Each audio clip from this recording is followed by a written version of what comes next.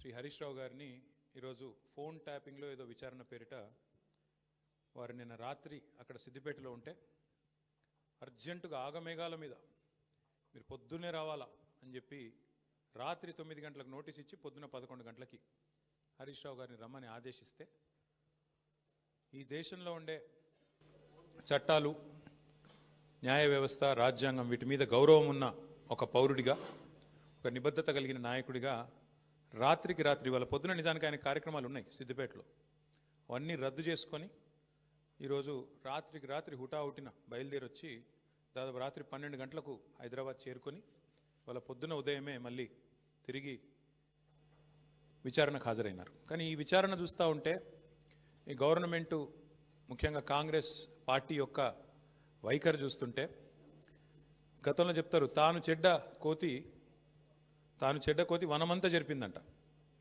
అట్లాగా రేవంత్ రెడ్డి గారు ఆయన గతంలో దరిద్రపు పనులు చేసిండు కాబట్టి, దొంగ పనులు చేసి దొరికిపోయిండు కాబట్టి, డబ్బు సంచులతో దొరికిన దొంగ కాబట్టి అందరు కూడా అదే బుద్ధులు ఉంటాయి అనుకునే ఒక పద్ధతుల్లో ఆయన వ్యవహారం కనబడతా ఉంది. ఆయన కంటిన బురద అందరికి అంటాలని చెప్పి ఆయన పాపం తాపత్రయపడుతున్నాడు, తహతహలాడుతూ ఉన్నాడు.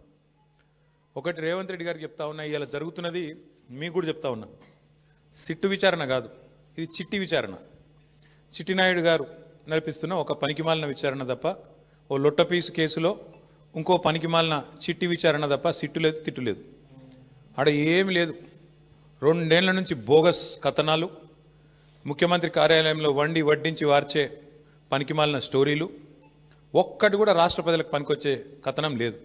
పనికి మాలిన స్టోరీలతో 2 ఏళ్ళు టైంపాస్ చేస్తూ ఉన్నాడు.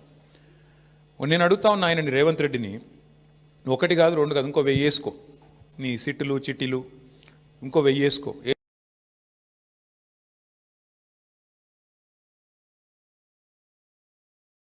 ఏం ఫరక్ పడదు. మేము మాత్రం నీ కొద్దిగా ఉంటే కొన్ని రోజులు శునకానందం ఉంటుంది, కానీ మేము మాత్రం నేను వదిలిపెట్టం. బీఆర్ఎస్ ఇవాళ తెలంగాణ ప్రజల గొంతుక, ప్రధాన ప్రతిపక్ష పార్టీ.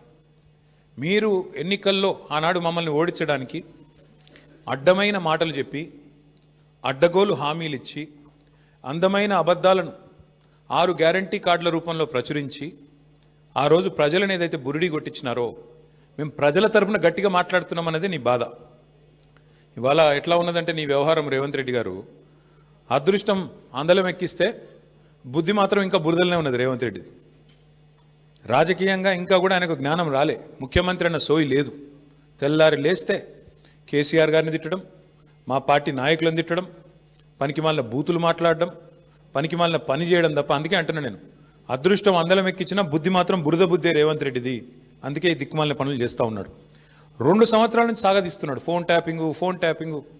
నేను ఇవాళ అడుగుతా ఉన్నా రేవంత్ రెడ్డిని, ఎందుకు ఒక్క అధికారి కానీ, ఒక్క మంత్రి కానీ, లేదా స్వయంగా హోంమంత్రి ముఖ్యమంత్రిగా ఉన్న ఈ రాష్ట్రంలో ఒక్క అఫీషియల్ ప్రెస్ మీట్ ఎందుకు ఉండదండి ఫోన్ ట్యాపింగ్ మీద? ఒక్కరు బయటకు వచ్చి ఎందుకు మాట్లాడరు? ఎన్ని రోజులు లీక్ల మీద బతుకుతావు? జరిగింది తప్పు అంటున్నావు, ఏం తప్పు జరిగింది చెప్పు. ఇంకెన్ని రోజులు లీక్ల మీద బతుకుతావు?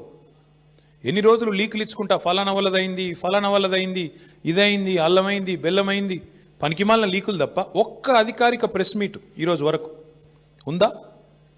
Thanks for watching Treenetry TV. Please subscribe, like, comment and share.